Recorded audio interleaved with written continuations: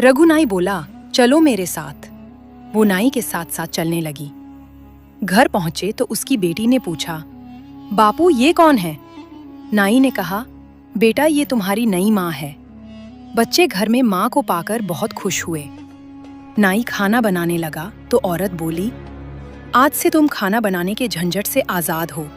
घर के काम की सारी जिम्मेदारी मेरी है। सच में नाई की दुनिया ही बदल गई। सब काम घर के अपने आप होने लगे। नाई ने अपने बच्चों को सख्ती से कहा कि माँ के बारे में बाहर किसी को नहीं बताना। बच्चे अब घर से बाहर खेलने जाते तो लोग ये देखकर हैरान रह जाते कि अब बच्चे नहाए धोए साफ सुथरे कपड़े पहने हुए रहने लगे हैं। घर भी हमेशा साफ सुथरा रहने लगा है। असल में वो औरत दूसरों को दिखाई नहीं देती थी। कभी कभी औरत को नाई द्वारा काटे गए बालों का बहुत अफसोस होता, क्योंकि अब वो अपनों से नहीं मिल सकती थी, अपनी दुनिया में नहीं जा सकती थी। नाई ने वे बाल एक मटके में डालकर घर की एक दीवार के पास दबा दिए थे। समय बीतता गया, बच्चे बड़े होने लगे तो लोगों ने बच्चों से पूछना शुरू कर दिया कि तुम्हें तैयार कौन करता है और कौन तुम्हारे घर का काम करता है।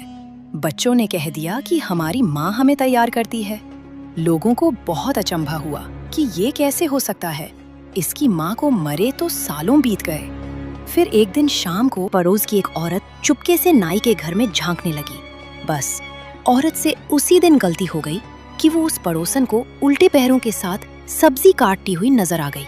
पड़ोसन तो वही बेहोश हो गई। होश आया तो घर जाकर अपने पति को बात बताई।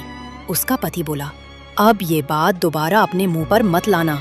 अगर ये बात झूठी ही निकली तो कोई गांव में हमारी बात पर यकीन नहीं करेगा। पड़ोसन बोली, मैं भगवान की कसम खाकर कहती हूँ, मैं झूठ नहीं बोल रही हूँ।